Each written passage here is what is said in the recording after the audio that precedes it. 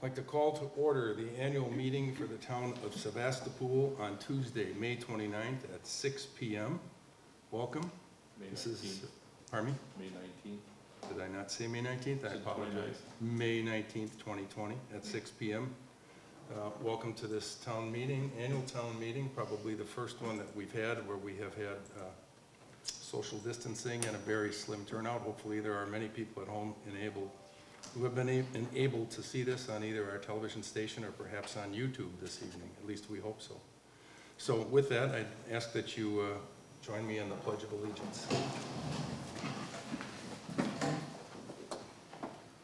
I pledge allegiance to the flag of the United States of America and to the republic for which it stands, one nation, under God, indivisible, with liberty and justice for all. Thank you. All right. Next item would be the meet and greet, and I'd like to have everybody introduce themselves, and we'll start with Amy. Amy Fleck, 4818 County Road P.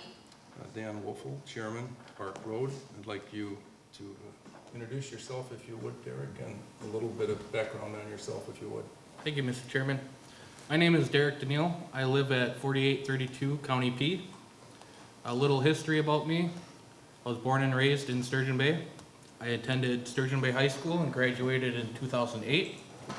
After high school, I then attended NWTC for diesel mechanics. After college, I worked as a diesel mechanic in Green Bay and in Door County. And in 2012, my girlfriend, now wife, brought me to Sevastopol. She is one of the 6 Lice girls from Valmy. So she made Sevastopol my new home. Since college, working as a diesel mechanic, full-time, I also worked as a EMT for Paratran Ambulance part-time and on weekends. I'm currently employed by Door County Highway Department as the county signman, and I feel privileged to be one of the supervisors. Thank you. Thank you. Welcome. Jeannie? I have time to make notes. Hi, I'm Jeannie Vogel. I live at 4693 Windermere Drive.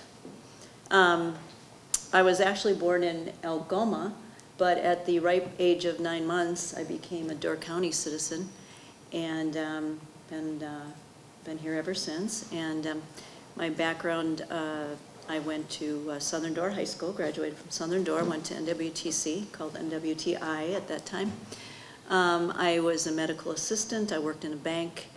I've raised 2 children, and I practiced real estate for 20-some years. I'm still licensed, but no longer active.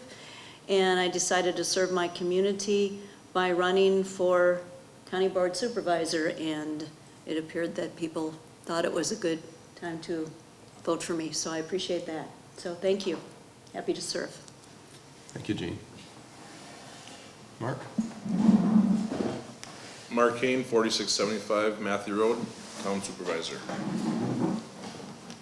Linda Waite, 5075 Gulfport, and Town Board Supervisor. John Dino, Whitefish Bay Road. Tim Pittman, Fire Chief, Sturgeon Bay.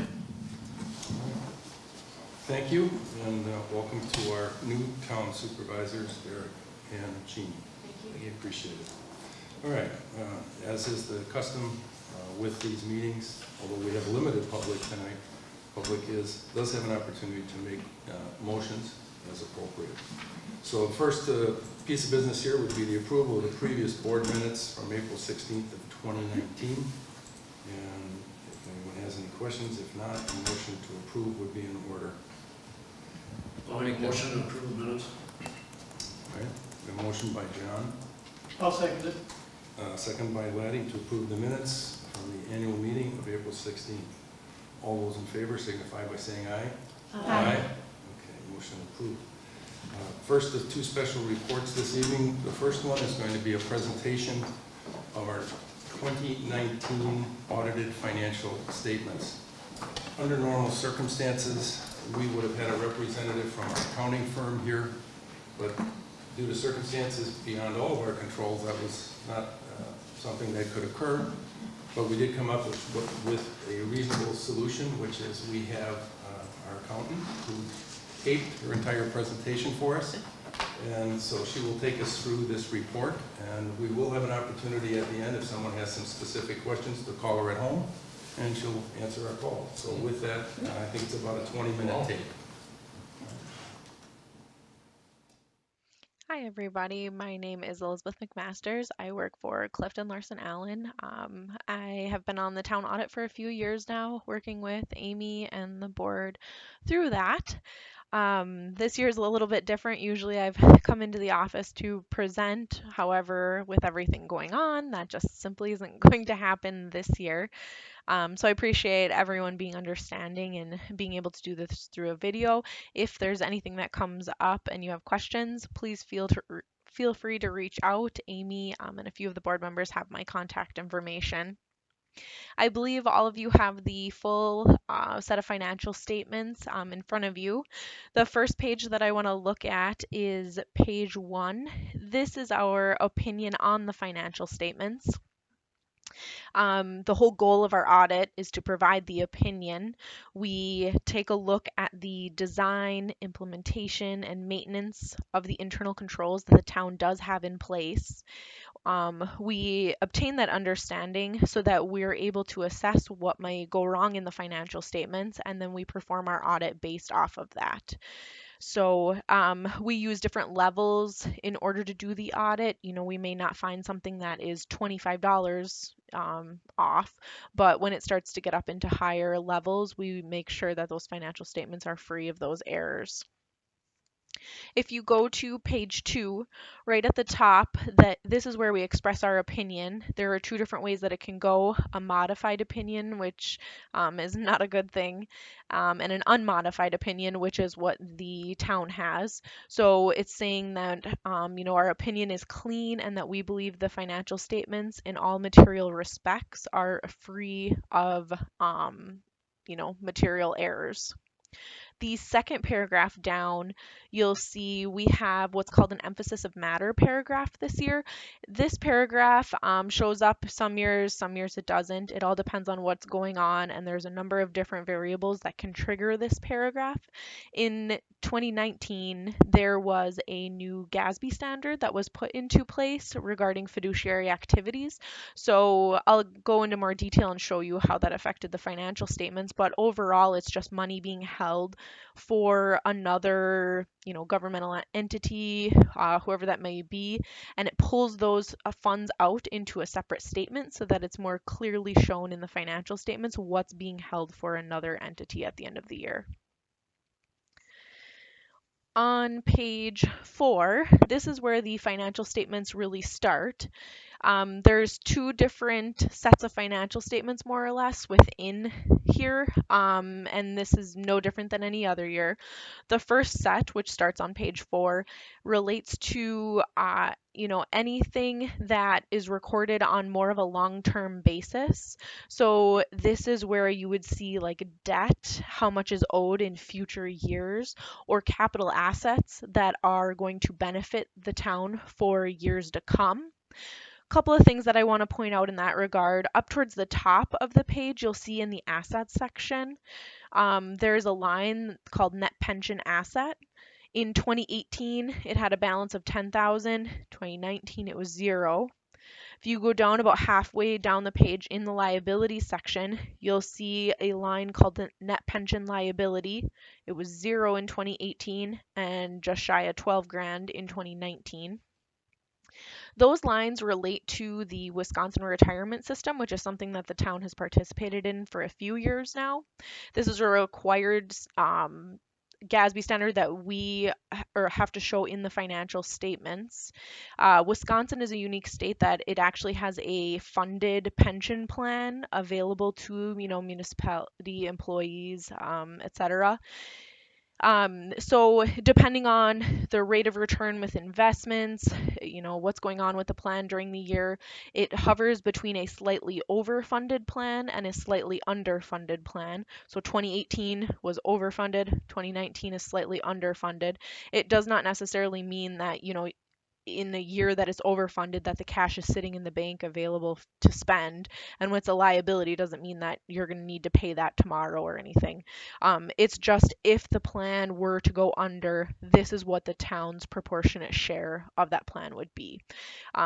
Like I said, Wisconsin is a fully funded plan. In states like Michigan or Illinois, those are severely underfunded plans where the liability is much, much greater and a significant effect to municipalities. You'll also notice on here, with right above that net pension liability, there is a line for long-term obligations, and it shows due within 1 year. That is indicating that the town paid off their debt obligations during 2019, so that was positive. There's no more payments that are needing, and I'll show you how that is shown in the financial statements in different areas as we go. I'll skip ahead to page 6. This is the second set of statements that I was kind of referring to a little bit earlier. This records, rather than showing anything on a long-term basis, it records everything as revenues and expenses as they're incurred. And so this is usually from a budget to actual, the more interesting statement, because it's showing everything as it occurs. So if I scroll down kind of this page, you'll see taxes receivable went down a little bit. That's purely just timing of how much in advance tax collections are collected during December at the end of each year. We make sure that we're tying those out to the county to make sure that those numbers are accurate. Scrolling down to the liabilities, you'll notice accounts payable increased a little bit, or quite a bit. That's just timing of payments as well. A lot of times with the balance sheet, it's just pure timing, and we make sure that those numbers are accurate at the end of the year. Going down to the fund balance section, this is always an area that is interesting to most users of the financial statements. I'll go into more detail and show you the footnotes that relate to those restricted, committed, and assigned balances. But one item I wanted to talk about briefly is the unassigned fund balance. One indicator that we typically like to look at from an audit perspective is how much do you have set aside in those rainy day funds for when things don't go right in future years. Kind of like what we're going through right now and challenges that you may incur because of those unprecedented times. So we typically recommend anywhere from 15, 20, 25% that you should have in those unassigned funds in case anything were to happen. So we look at your general fund expenditures in a future year. So in 2020, it was about 1.2 million based on the budget. If you take 15% of those, we would expect or hope to see about 180 grand.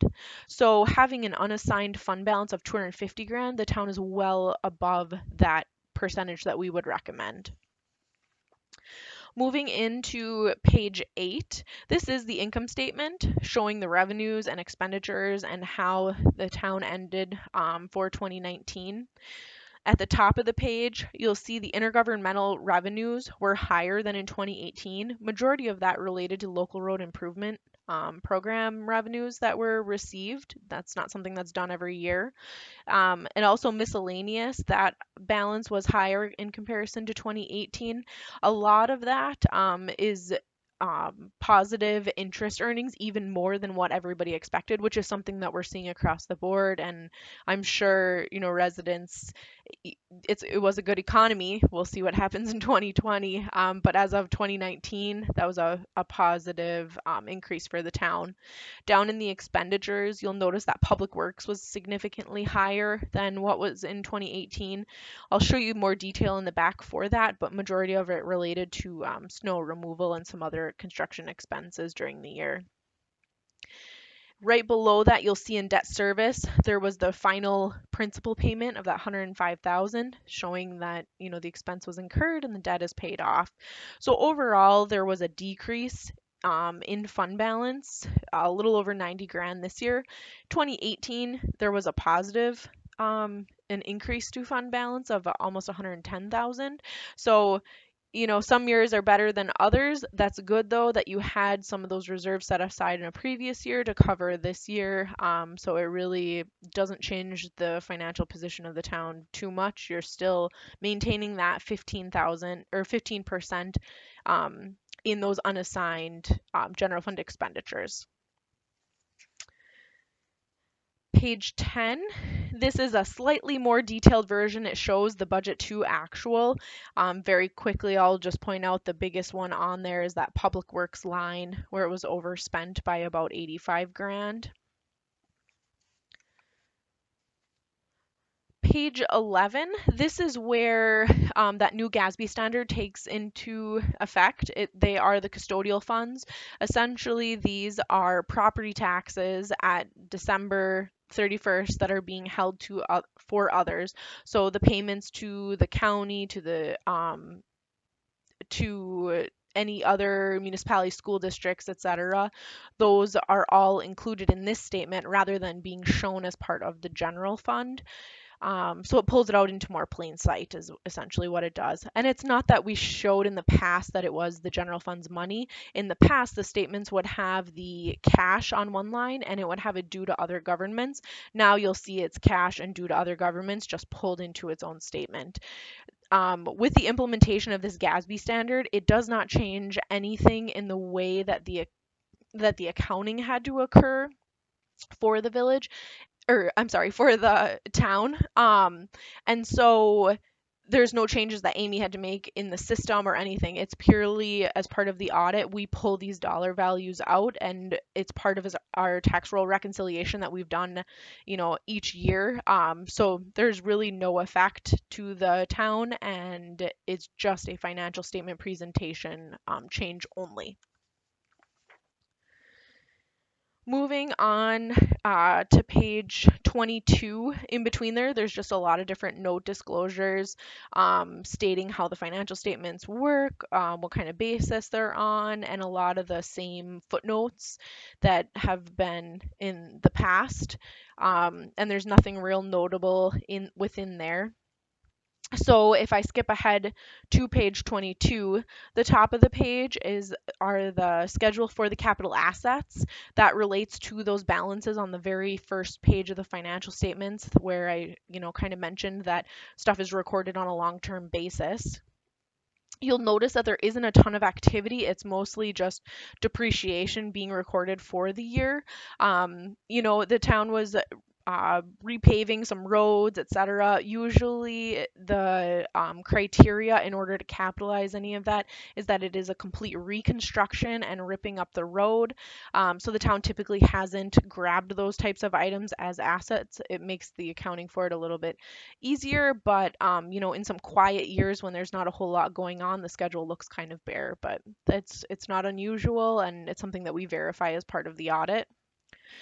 Towards the bottom of that same page, on page 22, this is the long-term obligations footnote, and you'll notice that it has that payment of $105,000 with the debt retiring in 2019 and no longer a balance. So as long as the town, isn't interested in taking out any debt, this schedule would be gone next year in 2020. Skipping ahead to page 28, in between there, with being part of that WRS, the Wisconsin Retirement Plan, there's a lot of disclosures relating to that alone. None of that has really changed since the previous year. It's the same old. Towards the bottom of page 28, this is the equity balances. So the restricted amounts, which are being held for being restricted by an outside entity, more or less. And then it continues on to the committed, assigned, and those are amounts that the board has set aside. Overall, there's not a whole lot of change in this. It's always something that we like to touch on just so that the board residents are aware of what's being held for a future year and be aware of those balances. Sometimes that they can be forgotten, but I know that's something that the town is always looking at and making sure that those balances are accurate. So no real concerns there. And with the healthy fund balance, it's not like we would recommend much with changing those. Skipping ahead to the next page, page 29, about a third of the way down the page, it talks about that minimum general fund balance policy. As I stated, there was $250,000 in unassigned. If with that $250,000, that's about 20% of the subsequent year expenditures. So, the policy says 15%, but having that 20% gives you a little bit extra. Moving into page 31 now. This is the very much more detailed schedule of the general fund budget to actual. So now you can see specific lines and where those fluctuations happened. About halfway down the page within the intergovernmental revenues, I mentioned earlier that those local road improvement plan funds were an increase to that revenue. You'll see that line itself. Same thing, if you go towards the bottom of the page, you'll see the miscellaneous and the interest on investments were about $5,400 greater than budgeted, which we saw across most of our municipalities this year, that they budgeted for a more conservative amount than what they actually received. So that's been something common that we've pretty much said, received more. That's a great thing. And in total revenues, overall, there was about, 83 grand more than what was budgeted. So that was, a good positive sometimes to cover some of those expenditures that you just can't anticipate. Page 32 is where the start of the expenditures happen. You'll notice in that variance, the final budget column, the fourth one from the left, that one, not a whole lot in changes until you get down to the public works section, and you'll see that in the road maintenance and construction and also the snow removal. Snow removal has always been the hot topic because depending on the timing of when the snow hits every year, that can fluctuate greatly and it's hard to predict, obviously.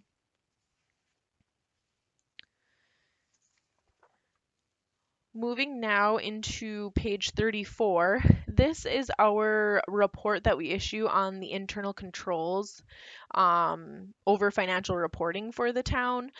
I mentioned with the opinion that we take a look at the town's internal controls in order to look at the town's financial reporting.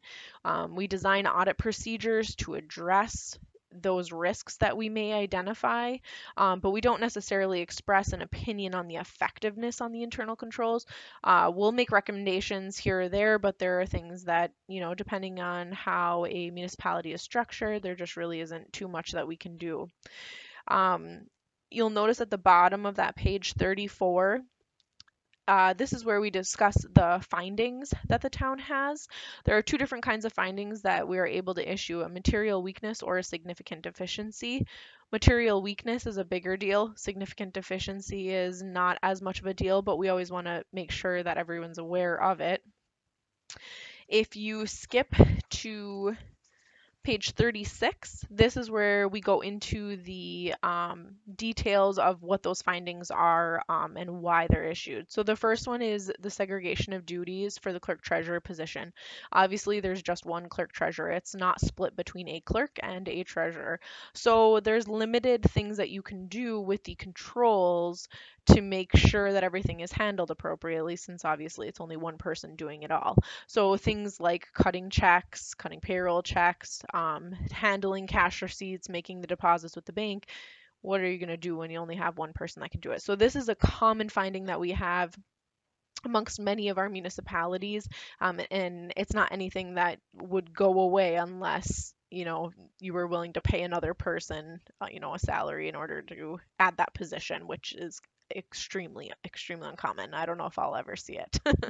So that's not something that we worry about. We anticipate, and as part of our audit, if we see something where we think that controls could be segregated a little bit more than what they are, we definitely make those recommendations, but obviously there's not much that you can do.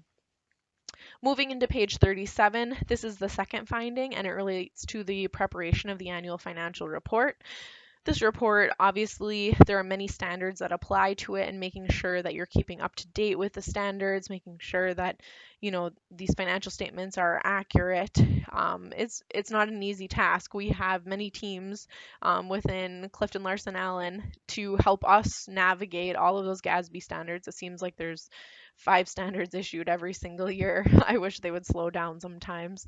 It's hard to keep up, but obviously we have the team that makes us accountable, make sure that all of our clients are following all those standards when statements are issued, and that's not something that it's worth it for each of our clients to invest the time and training into in order to get rid of this finding per se. So this is another one that we see across the board. One thing that I wanted to mention is that if you were to compare the financial statements from last year to this year, you would notice that there is one less finding than what we had last year. The finding that we were able to remove this year is the adjustments to the financial records. We did a little bit of training with Amy, worked with her so that she had some of the adjustments that we always made as part of the audit already done in her books, and so we no longer needed that. Needed that finding, which was kudos to her and to the board. And you know, that's a great accomplishment right there, to get rid of a finding and to get down to 2 findings that I don't think you'll ever be able to get rid of. So again, my name is Elizabeth McMasters. Pretty much concludes the highlights of what I wanted to make sure that everyone was aware of, and please reach out if you have any questions. Thank you so much for allowing me to do this through a video this year with everything going on, and I hope everybody stays safe. Thank you. Bye-bye. Thank you, Elizabeth. Thank you, Elizabeth. I thought that actually went very well. She, Yes. I think she actually gave us more information this year than she has when she's been here in person. Well, So- plus, has she had her baby? No. She's and that's very, why she's very pregnant. Right. She wasn't Yeah. able to come here. So, Does anyone have any? yes, if anyone has a question, Elizabeth's available, we can call her. If not, we will move on. So, your thoughts and good? I had called her, and she answered all my questions. I'm glad with this new GASB ruling to pull out taxes due other entities, because if you went back and looked at 2018, you'd see an extra $6 million sitting there, you know, in as cash, but out as due others. So I'm glad with that ruling. I was hoping to spend it. Yeah, I was kind of surprised though. I guess I didn't realize, or I forgot, that like Elizabeth said, when we do an overlay, that does not count as a capital improvement. So it does not get appreciated or depreciated, it's just expensed out right away. So it does, I'm not sure if that's a good thing or a bad thing. Well, we ran into that problem last year with Odin in terms of the fact that we do more overlays than other towns. I don't, you gotta make your dollar go somewhere, so it's 6 of one, half dozen the other. As long as they're happy and we're happy and we don't have any issues, I guess that's really the key, that everything's working out the way it's supposed to. So, all right, with that, thanks again, Elizabeth. We look forward maybe next year to another video, I don't know. All right, next item on our agenda is the annual fire report, and tonight we have as our representative, the chief himself, Tim Detman from Sturgeon Bay Fire Department, who we contract with. And Tim, would you like to use a microphone, or you want to try it from there? I can stay here, that's even better. Thank you for having me. As we did last year, we combined our fire reports. We no longer do separate fire reports for the city or the 2 towns. Just got a little bit too convoluted. It was much easier to keep it all together.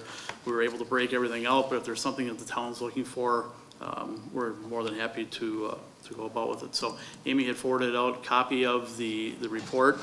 I do have to tell you on the last page, when we get to it, the 5-year comparison, there is one mistake that will have to be updated, and I'll get you a copy of the last page. So I apologize that wasn't caught until after that was sent out. So again, this fire report is going to encompass the city of Sturgeon Bay and both of the townships that we provide protection to. So as we get into it, the first is just a letter from myself. I'm not going to read the whole thing. I'm sure you don't want to listen to me reading all night.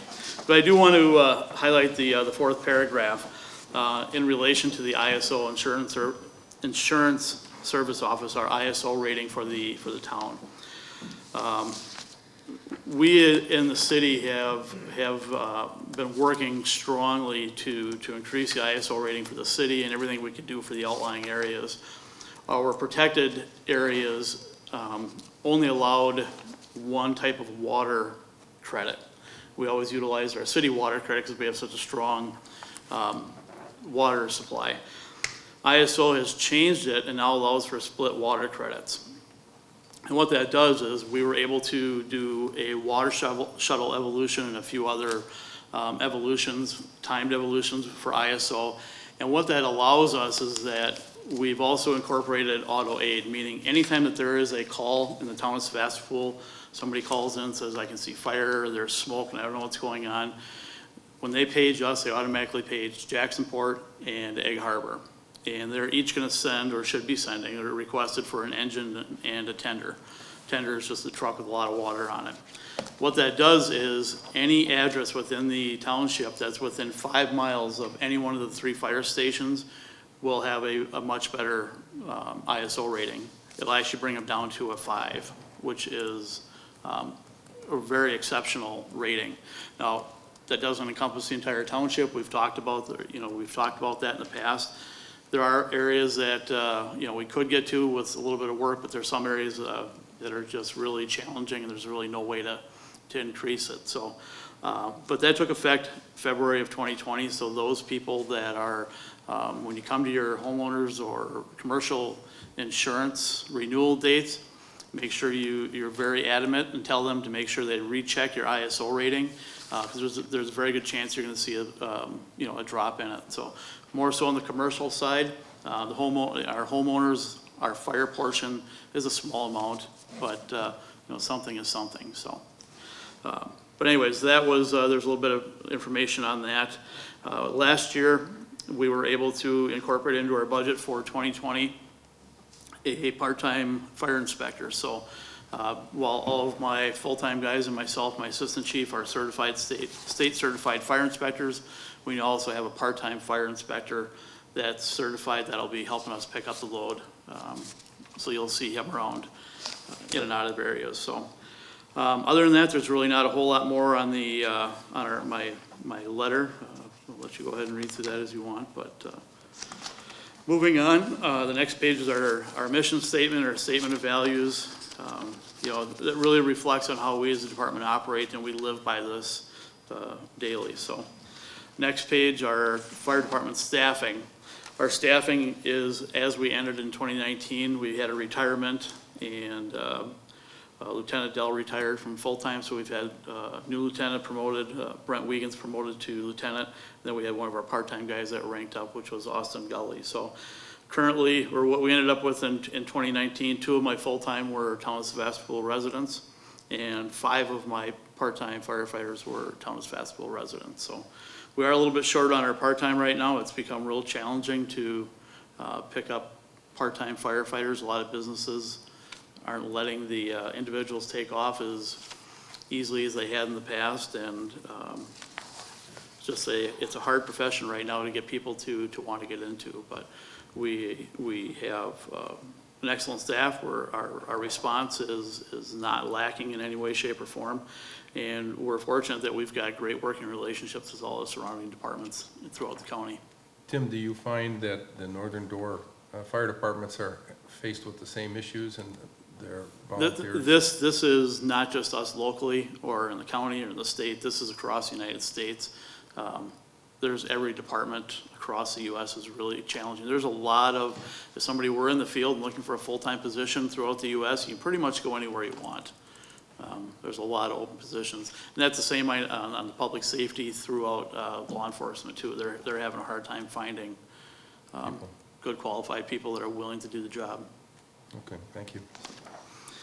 As we go on, just a little bit about our 2 stations, our east and our west stations. Station 1 is our primary station on Michigan Street where we house all administration. The next page is our equipment. We're doing real well. Last year in July, we replaced 2 of our engines, engine 4 and engine 6. So we're coming up on a little bit of a lapse for a few years, so we won't be spending as much money. But everything that we replace is really driven by the ISO rating. With our aerial, we replaced it a few years ago. It hit our 30-year mark. We no longer had credit for it. Unfortunately, that's $1 million piece of equipment, and that's nothing that we can skimp on.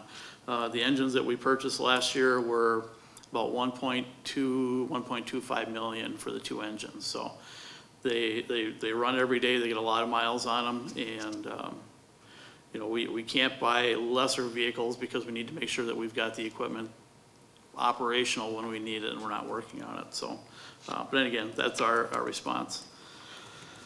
Equipment. The next page is going to be our incident summaries. And again, like I said, we have everything included in here. In 2019, Sturgeon Bay Fire Department ended up with 1,437 calls in total. You'll see in the top it's broke down between the city and the jurisdictions. In the town of Sevastopol, we had 95 total calls, 90 of which were fire related, not meaning just fire, but fire related calls, and 5 medical calls. Now you guys do have your own EMR group, so these are supplement calls. Maybe they need a little extra help with lifting somebody, moving somebody, maybe somebody, you know, there wasn't an EMR available, or we happened to be on a call that turned into an EMR call. So on the bottom is our average response times. This one's really kind of a hard one. This is the one that I don't really like looking at because our response times are driven by locations of the call. So emergent calls, you'll see we're at 10 minutes and 33 seconds was the average, and non-emergent was 12 minutes and 6 seconds. There's times you'll see our non-emergent time was less than our emergent, just depending on where the call was. So, but everybody likes seeing that one to get an idea how long it takes us to get where we're going. So, the next page is our incident type by jurisdiction. Town of Sevastopol last year we had 4 grass fires, chimney fire, structure fire, vehicle fire, 5 medical like we talked about, 7 carbon monoxide calls, 5 for power line downs. I'm not hitting every one of them, just kind of off and on. 4 unauthorized burning, and I think that's an important one to look at because that kind of drove us how we were, and you as a town moved towards the fire department issuing some burning permits. And we'll talk about that a little bit more when we're done with this, but as we moved on, we had 22 alarm activations with no alarm. That could have been somebody in a hotel pulling a pole station, a little kid pulling a pole station. It could have been a power failure. It could have been a lightning storm, things like that. 18 vehicle accidents. That was a pretty hefty number last year. And then down the bottom, another one to look at is we had 3 calls where we were searching for people out on the water. That one always bothers us because those are the ones that we don't always have good outcomes for. Fortunately these were. We did have, one that wasn't so good, but the water can really be a bigger challenge than anything else that we deal with because it's so vast and things can happen quite quickly. So move on to the next one is going to be a staff hour summary. Now this is for the entire department for everything we do for the entire course of the year. Community service we didn't break down, but obviously this includes everything that we do with the town too. Our training, our inspections were broke down by jurisdiction. We had a total of 1,922 hours of fire inspections completed last year, of which 180.5 were in the town, 134 inspections and 61 re-inspections. Our re-inspections is, if you look back at previous years, you're gonna see that our re-inspections went through the roof last year. And that was driven by an audit that we had from Wisconsin DSPS, a safety professional service that regulates all of our inspections. And while we were doing everything that we needed to, their big push on the state side is the follow-up inspection. So if we went out and did an inspection and there was a failure, we would tell you when we come back out in the second half of the year that we would follow up and make sure that it was corrected. The state said that's no longer valid. We have to have all of our violations corrected before we can come back out for a second true inspection. So there are times, it was a learning curve last year. We're hoping this year is going to be quite a bit better. It was quite a bit of a learning curve. We had some places we were out 10, 12, 14 times to try to get compliance. In the past, people said, man, you were coming back in 6 months. Well, the education side, we need to get things corrected. We can't let things go 3, 4, 5 months or whatever it was. So you will see the re-inspections are higher. I suspect that this year they're still going to be up there, but we're already seeing some compliance based on that. So again, just public fire education, we had 607 hours. Again, that's getting out to the schools, any civic groups. We did quite a bit of that. We also do CPR training at no cost. Unless you're looking for a certification card, then we charge $5 a person. So if the board's interested, we'll come up and we'll do a couple hour CPR training with you. Station maintenance. We do all of our maintenance on our equipment in-house. We don't send any of our equipment up to the city shop. If gets to a point where we have something catastrophic, then we'll ship it off to an engine dealer or a pump manufacturer. But otherwise, we do everything of our own in-house. So, and a total on the bottom, 10,813.81 hours is roughly where we ended up with all these staff hours last year. So. The next page, the top graph is just going to give our 5-year comparison for our total incidents. And it's broke down by the red is fire, blue is medical, and then into total. And we were up last year about 124 calls over the previous year. So, and then the last page is where the 5-year incident comparison for the town of Sevastopol is the top one. And again, this is where I mentioned that I apologize. The red line on top should reflect the number 90, not 77. So I will get that updated and I'll get that to Amy and get that forwarded out to you. So you can kind of see where we've been. We had 90 fire-related calls in 2019, 5 medical for a total of 95 calls. Previous year we had 85 calls, 2017, 72 calls. So you see there's a little bit of a progression. Back to 2016, we had a spike that one in there at 88, but you know, there is a slow, steady increase on the fire calls. The medical kind of balances itself out, but there is a increase on the fire calls. So that's all I have for the annual report. If anybody has any questions to any of that, I'd be more than happy to do what I could to answer it.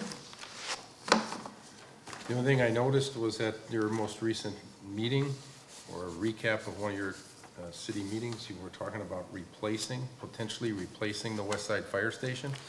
Yeah, so what we've talked about is our Westside Fire Station. That's actually in the letter that I have here. That's something that we're looking at, that we're putting out. Our Westside Fire Station, we are kind of busting at the seams, for a better lack of terms, at that station.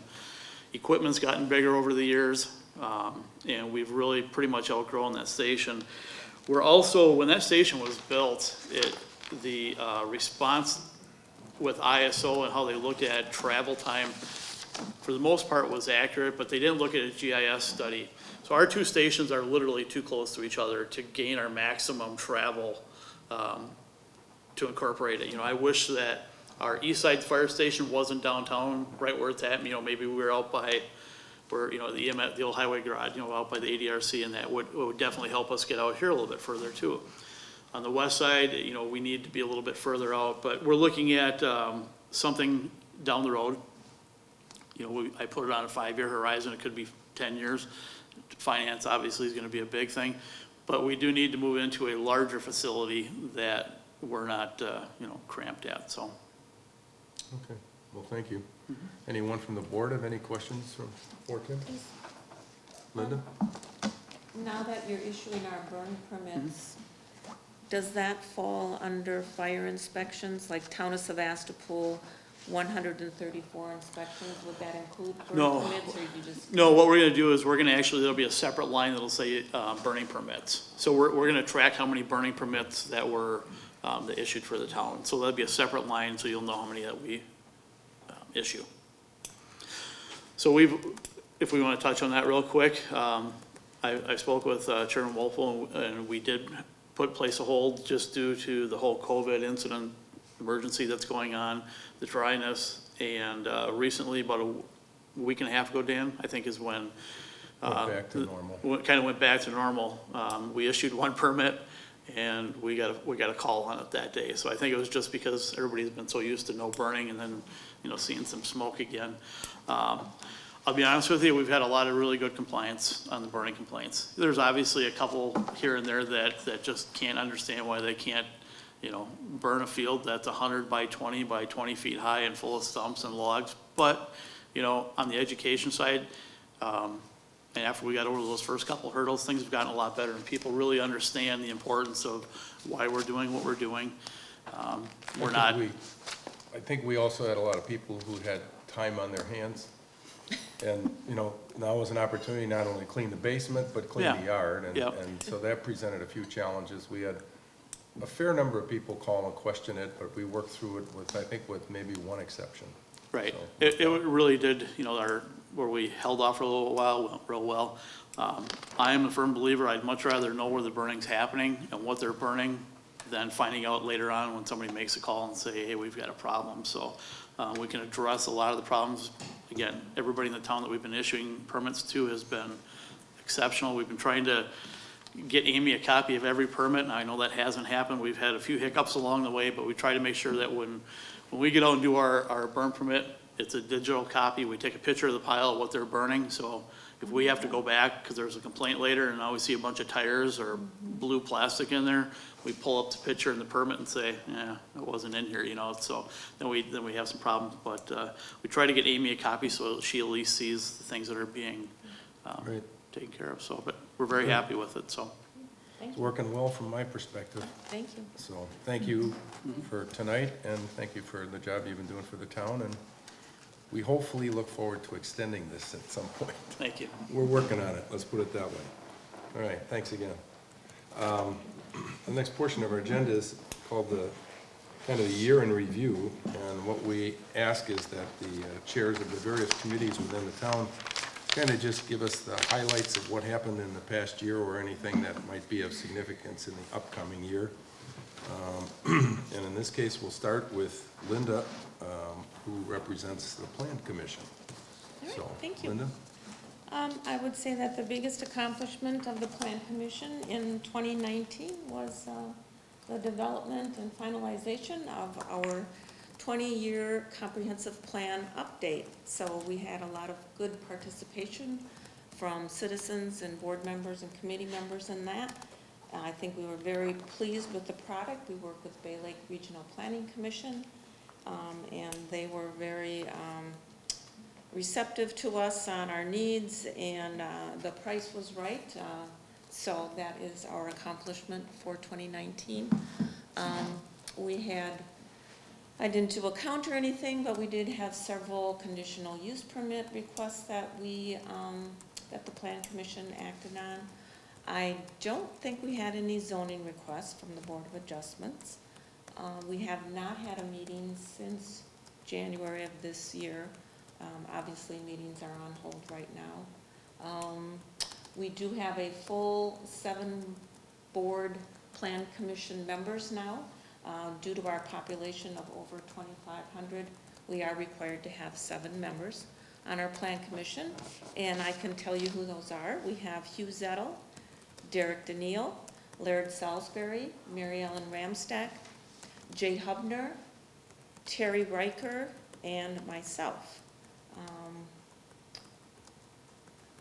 One of the things that I would like to talk about in the Plan Commission when we're back to having meetings is addressing short-term rentals. I think that would fall under land use, and that in our town, I know some of the previous members had a concern or were interested in maybe the town developing some short-term rental guidelines. So maybe that's a project that we can look at when we're back to normal socialization. I think the short-term rental piece, just to expand on it just a little bit, is we have an opportunity, if it's the right course of action, to try and reduce the amount of weekend warriors that might be happening in our community. When we talk about short-term rentals, we're talking about really short-term rentals. In other words, try to prevent the stuff where you get a weekend bachelor party that tears up the neighborhood. Not something that exceeds a period of over 7 days. There was also some discussion because of the current circumstances of doing away with the 3-day minimum. A lot of the lodging and hotel establishments have a 3-day minimum. They're talking about maybe, of course, that would be at the option of the owner to do away with that under the circumstances. So my main concern, I think everybody should be on the same level, on the same playing field level. You know, if a hotel has to have certain standards, then anybody else renting should have those standards as well. So we'll see what the group wants to do with that. Okay. Thank you, Linda. We'll be hearing from Linda again shortly. Next is the Park and Recreation Board and Mark Kane. Thank you. 2019, there wasn't a whole lot going on over at the park with a lot of rain and bad weather. We didn't get as many games as we had hoped or had liked to have. We did get a sound system donated in memory of my father for the baseball field, and that is getting put up this year. Thought we'd have it for the high school season, but everything's been canceled at the park. Even though there's not a lot of, or any ball being played over there, there's big happenings. I know it's not 2019, but that's happening this year, 2020. We are redoing a lot of the baseball field, softball field, a lot of improvements to make it so we can play more high school games on those fields. The Clerk Lake, well, as of right now, the Clerk Lake water level is a little higher than the DNR would like, but Mother Nature wins on that one. DNR kind of loses. With all the rain and all the weather we've been getting, the grass is greening up, and we have our 2 employees we'll be seeing out and about doing a lot more grass cutting in the next few days and weeks. And we're always looking for that one full-time employee that wants to take it on and really work those ball fields. So come one and all. Any more comments from you, Dan? Maybe just one, which is many of the people in the town contributed to a memorial fund on behalf of Tony Hain, Mark's dad, and Leo Zipper, the former chairman. And it's taken us a while to grow the trees. No, actually, we have purchased, I think, 4 or 5 maple trees to add to the park with the dollars that were donated. And so those will be going in this spring or early summer. So you'll notice that as we try and improve the shade coverage over time in the park, and appreciate those donations on behalf of those individuals. You'll see that shortly. So thanks, Mark. Back to Linda on the Tourism Zone Commission. You want to take us through your highlights? Well, the Door County Tourism Zone Commission, every municipality in Door County is a member of the Tourism Zone Commission. They do meet, there's a full commission that has about 20 members, depending on the amount of collections that your municipality collects in room tax. You may have 1 representative or 2. The town of Sevastopol does have 2 representatives to that commission. Those meetings are quarterly. And then the executive committee, which consists of about 9 or 10 members, does meet monthly, just to recap and go over things. 2019 was another banner year as far as collections of room tax, lodging, sales tax. The Door County Visitor Bureau, which is now known as Destination Door County, again a banner year. Their plans for this year are to more, rather than going on marketing strategy, they're going to maybe switch over to a management strategy. So we have all these tourists coming, hopefully again in 2020. How can we better manage our influx of visitors here? The COVID thing, the executive committee has been meeting weekly, practically, just to go over things. It looks like the hotel and lodging establishments will be following the guidelines of the National Hotel Association, and we're not clear on what that would be yet, if they're going to be requiring 24-hour shutdown before turnover, which is a pretty hard thing to do if you have somebody waiting in the wings and they've had this reservation for a year and a half. So that's in the works, I guess. But all in all, Kim Roberts is the administrator for the Tourism Zone Commission. She does an excellent job. If you are renting your house, she will track you down.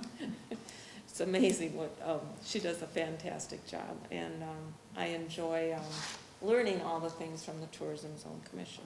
So I don't know if anybody has any questions. 2020, we don't know what's up for 2020. Some of the predictions were room tax, might be down 15%. Some are saying they might be down 60%. Some of the hotels are opening this weekend. Some hotels are holding off and waiting till June. They're concerned about staffing, you know, will we have the help that they need? And it's kind of, everybody's the in a air. holding pattern for now. So Okay, we'll see. thank you, Linda. Should I do coastal byway right away? Sure, if you want to do coastal byway, then I'll finish up.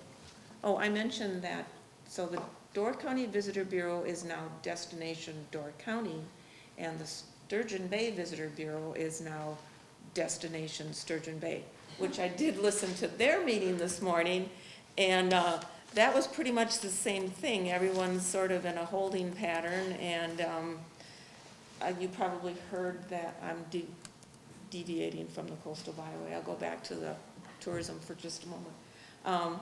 That our 4th of July, most of the events, if not all of them, have been canceled. So the city is looking back, okay, do we want to concentrate on fall, see where we sit in the fall? But there again, they're trying not to compete with any of the other communities. You know, you have Fall Fest up in Sister Bay. So everybody just working together, I guess, to come up with what we're going to do for this year. Cleaning, disposable. I also heard that some of the establishments are adding a surcharge to the bill, if they had to pay extra for cleaning, or, you know, if they had to reduce the number of patrons they can have in the establishment. Hamburger So- costs more. Hmm? Hamburgers cost more. Yeah. They're using everything disposable, I guess that's one of the recommendations. Hopefully we'll know more tomorrow or after midnight on May 20th. They've released that today. It was actually released today. Oh, yes, Hours. you mentioned that, okay. I haven't checked my email They yet. really, So we have- essentially, they have just followed the guidelines and Of everyone else? of everyone else and have said, they put together a color chart that basically says 10 or less people are some risk, 10 or more, a little more risk, and 50 or more high risk. So basically, other than that, they're following the guidelines of how to open everything up based on different institutions. I'll have to read that tonight. So- Did it address restaurants? You know, They didn't downsizing to 25% of, They just stated the Capacity or not? guidelines that the CDC had put out, or not the CDC, I think it was Wisconsin Economic Council. development. Yeah, Okay. so I I know probably at the- could go to the Institute Saloon tonight and who knows? They also said at the city level this morning too about trying to accommodate more outdoor spaces. Right. You know, they even mentioned, you know, Third Avenue, do we want to, like for a weekend, maybe Third Avenue would be closed off and allow that extra outdoor seating. So, And I think zoning plans to follow some of those similar guidelines for the rest of the county. yeah. So, And then on the Door County Coastal Byway, that, how long has that been in effect? 2008? Yes, 10 years. So that started off with, there still are 8 official municipalities involved with the Coastal Byway. Ephraim has kind of taken a back seat. They'll still contribute as far as their annual fees and everything, but they haven't been participating too much. As I mentioned at our meeting last night, we submitted our application to be designated as a national scenic byway and/or an all-American road byway, to give us some more exposure and publicity. We probably won't know the answer on that until August of this year. We will be extending a thank you to many, many people who helped with that, the paperwork, the photos, the mapping, the driving, and all the detailing of the pluses and the minuses along the route. So that's where we're sitting on the Coastal Byway. thank you, Linda. You're welcome. The last committee here is represented by the Communications and Technology Committee. The chair of that committee is our newest board member, Jean, and I didn't think it was fair to put her on the spot, so I'm going to just pick up the pieces from the former chair, which was Jim Nellum. but at future meetings, you will be hearing from Gene.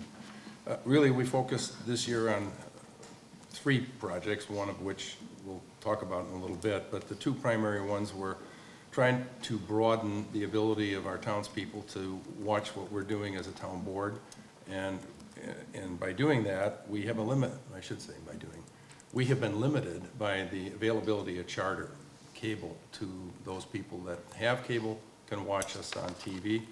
Those that do not can stream it, but after the fact. So our focus this year and into last year and to this year has been to increase that by trying to live stream our meetings directly to YouTube.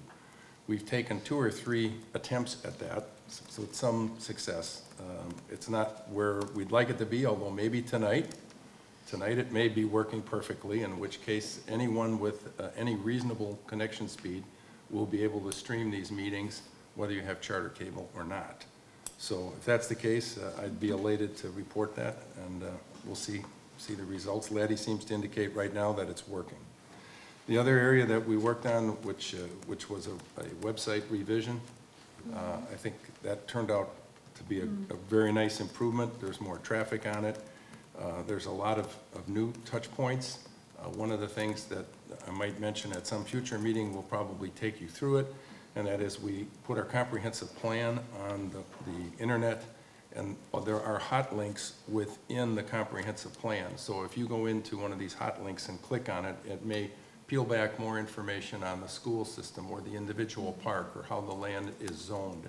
So if you do take a minute to look through the comprehensive plan and you see those hot links, click on them and you'll see what's detailed behind them.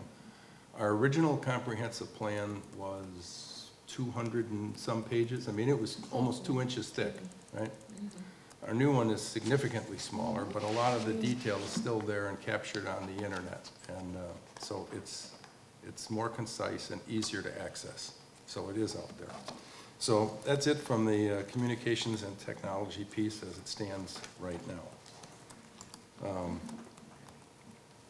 And with that, I'll talk a little bit about what, for some of you that were here or tuned in last night, we talked about broadband access with the situation with the virus. As everybody knows, internet access has become an issue throughout the county. Some people have it, some people have moderate, some people have none. It varies greatly by community. We have been working in the background over the last year or 2 to try and increase internet access, high-speed broadband access for the community, working with different people. We've had very, very limited success with Door County Broadband and with Charter, partially driven by the fact there are zoning ordinances in place that prohibit tower construction and different types of tower usage. As I told the town board last night, I was approached by a group out of Manitowoc, I believe is where they're headquartered, called Hilbert Communications, and their sales arm, Bug Tussle Wireless. This is a company that's had great success throughout the state implementing high-speed broadband over wireless. And they have approached us with the idea of putting up some towers, limited towers in our town, that they think they could provide high-speed internet in all the areas where it's either weak or non-existent, and that they could do it at a competitive price. So as an output of last night's meeting, we're going to invite these people up to tell us more and to give us some analysis of when and where these towers might be placed and what process we might use to put it into action without, ideally without a large investment from the town. A lot of the monies that the various communities that have used this group to put out Wi-Fi have been through grants, and the most recent one was Kewaunee County received a grant for $960,000 to implement this wireless internet solution. So you'll hopefully be hearing more about that over the next few months, and maybe we can try and make some significant inroads on this. I know the people at the school and the students would certainly appreciate it, and someone like Mark, who has poor wireless at home, would also be Very much excited about that capability. So we'll keep you in the loop on that. So that's it from the board's perspective. If there are any, we will go, if there are any electors' concerns from the floor, now would be the opportunity to talk about those. And John? I think we're missing a name for one of the trees at the park. A couple weeks ago, Larry Hank passed away. We're missing a tree? We're missing a name to add to the list for trees. Larry Hinkle passed away a couple weeks back. He sat as a treasurer for the town for 22 years. If it wouldn't have been for him and all those guys, we wouldn't have what we have today. Well, these, I don't disagree with you. These were funds that come through. Well, I understand, but we need to recognize the people that actually built what we have today. 22 years sitting, helping us out, keeping it going. Those people need to be recognized. Amongst quite a few other guys that sat on the board with him. Okay, anything else? No. All right. I assume there's no written resolutions from anyone? I have a written resolution. I'm sorry. Oh, you have a written resolution? I have a written resolution. All right. Is it the written resolution that I think you're going to go through? Yes. Would now be the appropriate time to do that? It would be. I have some added comments that I would like to make with that written resolution as Okay. well. Before or after? Let me do it before, if that's okay. Sure. And this written resolution isn't in your package, but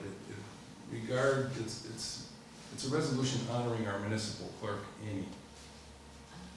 And I will let Linda go through the resolution itself, but I wanted to just make a couple comments. One is the town of Sevastopol is who? Her. I mean, Amy is the town, for all intents and purposes, in a day in and day out operation. She's our clerk, she's our treasurer. She's like our gal Friday. She does many, many things for the community, and without her, we would be in deep tapioca. I'll just leave it at that. I want to make sure that you understand that, during this crisis, she's had the office opened for in-person voting, absentee voting. She processed over 1,200 absentee votes. I can't tell you that she did all of it herself, because I understand that she had her kids in there stamping envelopes and doing other things, but she made the extra effort. She worked under a lot of stress. She did have her kids come, and that was terrific. She put herself at risk for us, and so we thank her very much for that effort. And if you don't mind, please. Okay. So resolution number 2020-01-T for town, honoring municipal clerk Amy M. Fluck. Whereas the office of the municipal clerk is a time-honored and vital part of local government, existing throughout the world, and said office being the oldest among public servants. And whereas the office of the municipal clerk provides the professional link between the citizens and the government at local, county, state, and federal levels. And whereas municipal clerks have pledged to be ever mindful of their neutrality and impartiality, rendering equal service to all. And whereas the municipal clerk serves as the information center on functions of local government and our community, including the administration of elections and carrying on of all essential and necessary duties, notwithstanding emergency situations. And whereas municipal clerk Amy M. Fluck continually strives to improve the management and organizations of the affairs of the town of Sevastopol through participation in educational programs, seminars, webinars, workshops, and other meetings of our state of Wisconsin, our county of Door, the Wisconsin Towns Association, the Wisconsin Elections Commission, the Municipal Clerks Association, and other professional organizations. And whereas it is most appropriate and important that the town of Sevastopol and its citizens recognize the accomplishments of our municipal clerk, Amy M. Fluck. Now, therefore, be it resolved that the town of Sevastopol recognizes not only Municipal Clerks Week from May 3rd through May 9th of this year, but further extends its appreciation and great thanks to our clerk, Amy M. Fluck, for each and every day that she provides the many varied and vital services to our Sevastopol community. Duly resolved and proclaimed this 19th day of May in the year 2020. Here it is. Thank you. You did a great job for us. You continue to do a great job, and we appreciate it. So I think 2 extra weeks of vacation should be. Take the 2 you have. We are going to take some action on Amy's behalf once the dust settles. So you'll be hearing more. Okay, with that, we're getting close to the end of this year's annual meeting. I have a few announcements, which is the 2020 open book is Friday, May 29th, beginning at 10 a.m. And the open book can be done through teleconferencing, so you can contact the assessor and talk through any assessment issues that you may have. The Board of Review is going to be held on Monday, June 29th, beginning at 1 p.m. If you have an issue that you need, there is a form that you need to fill out in advance prior to the Board of Review and can be obtained from the clerk. All right? So, with that, I think we have completed all of tonight's activities. Mr. Chairman, Yes, sir. if there's no further business, I would like to make a motion to adjourn. I appreciate that greatly. We have a motion from Laddie. I second. A second from John, sorry. A second from John. All those in favor signify by saying aye. Aye. We are adjourned. Thank you.